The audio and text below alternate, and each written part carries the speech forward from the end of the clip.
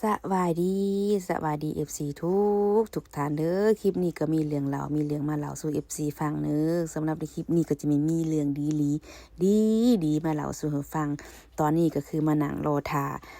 าแขกรอท่าลูกค้านั่นเองลูกค้านี่ก็จะมีคนจีนแล้วก็คนเวียดนามนะพี่น้องเนาะในด้านนี้เพิ่นก็มาฮอดแล้วฉันยังมาฮอดก่อนก็มานั่งท่าหลังจากนั้นก็ยังมีอีกผู้นึงมาอีกมีถึงลูกค้า3คนมาเนาะก็นัดกันเรื่องของเรื่องก็คือเพิ่นต้องการออเดอร์อาหารนั่นเองแต่ว่าก่อนสิออเดอร์หยังเฮาก็ต้องแบบมาซิมอาหารหาดนี้ซะก่อนก็มาแวะกินติ่มซำนั่นน่ะนี่น้อยนึงประมาณนี้สัญญาก็ขออย่างละคำซะก่อนขอซิมซะก่อนหลังจากนั้นค่อยเว้าค่อยว่ากันเนาะพี่น้องเนาะแล้วเพิ่นก็จะอธิบายให้ฟังว่าเพิ่นนี่ต้องการหยังอยากได้อาหารแบบใดนี่เพิ่นก็จะ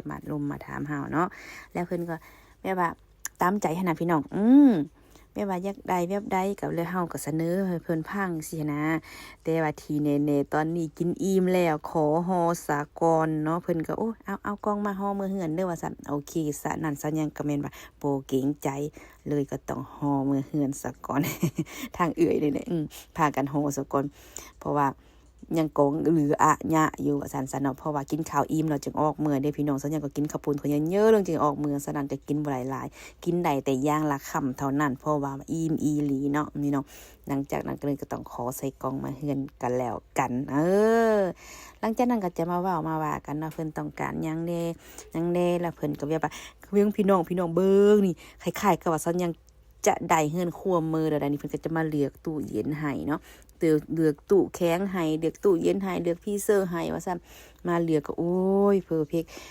คือประมาณนี้ฉันยังจะเลาะมาเนาะฉันจะพาไปนั่นไปนี่มาเลาะว่าเจ้ามักกองแบบใดมักแบบใดก็จะมาเธอตามเจอเนาะตามเจอเฮาลงเบิ่งเฮามีไอเดียดีๆแบบใดเพิ่นก็เจอเฮาบอกเฮาว่าหลังจากนั้นก็มาเบิ่งซีนเบิ่งไก่อีหยังว่าโอ้นาเบิ่งมือฉันยังสั่นกึกๆๆๆๆอยู่นี่อันนี้กองสั่นนี่ก็สิแบบวินหัวหน่อยนึงมันบ่แม่นฉันยังต่างสั่นเด้อแบบว่ามือมันสั่นเพราะว่าหนาวโพดตอนนี้เข้ามาเนื้อห้องซีนเนาะห้องซีนห้องไก่มาเรียกเบิ่งว่าฉันยังมักไก่แบบใดสมมุติว่าสำหรับข้าวมันไก่บ่หรือว่าเฮ็ดอีหยังประมาณนี้หรือผัดกะเพราไก่บ่เจ้ามักไก่แบบใดต้องการไก่สิ้นส่วนบ่อนใดโตใดก็ต้องมาบอกเพิ่นแล้วเพิ่นจะหาวัตถุดิบให้เฮาเพราะเพิ่นสะดวกสำนาญเรื่องการหาวัตถุดิบอันนี้เพิ่นจะฮู้บ่อนแบบว่าซื้อบ่อนที่ว่าค่อนข้างมันจะถือก้อนเหมือนนี้มันก็จะเป็นการดีฉะนั้นก็เลยมอบให้เป็นหน้าที่ของเพิ่นนั่นเองเนาะนี่อันนี้ก็คือเป็นเรื่องดีๆอีกเรื่องนึงก็เลยมาเล่าสู่ฟังยังบ่จบก็ยังเลาะไปเรื่อยๆเลาะไปเลือกเบิ่งว่าอันเจ้าต้องการหยังแน่ที่เกี่ยวกับสิ่งที่อาหารที่เจ้าเฮ็ดอย่างนี้เนาะเพิ่นก็ให้โอกาสช่วยเหลือฉันอย่างเต็มที่เนาะเต็มที่ว่าฉันยังว่าอยากได้หยังคันข่อยซื้อเครื่องมาแบบนี้ข่อยบ่มีพี่ซื้อใส่ฉะนั้นเพิ่นก็ต้องมาเลาะให้มาเลือกเบิ่งพี่ซื้อข่อยจะเอาผักมาให้ข่อยหลายข่อยบ่มีตู้เย็นใส่ฉะนั้นก็ต้องมาเลือกเบิ่งตู้เย็นเยอะขึ้นเติมหน่อยนึงที่จริงอยู่เฮือนก็มีตู้เย็นแล้ว6หน่วยแต่ว่ายังบ่พอพี่น้อง ยังบ่พอฉะนั้นก็ต้องเอามาเพิ่มเพราะว่าเฮามีออเดอร์เข้ามาเพิ่มฉะนั้นต้องสต็อกเครื่องเข้ามาเพิ่มฉะนั้นต้องได้เอามาเพิ่มเนาะมาเลือกเบิ่งข่าวเจ้าเสื้อข่าวแบบเด้อเสื้อข่าวแบบเด้อฉะนั้นก็ต้องมาเลือกเบิ่งฉะนั้นฉันยังยังบ่มีข่าวที่ต้องการ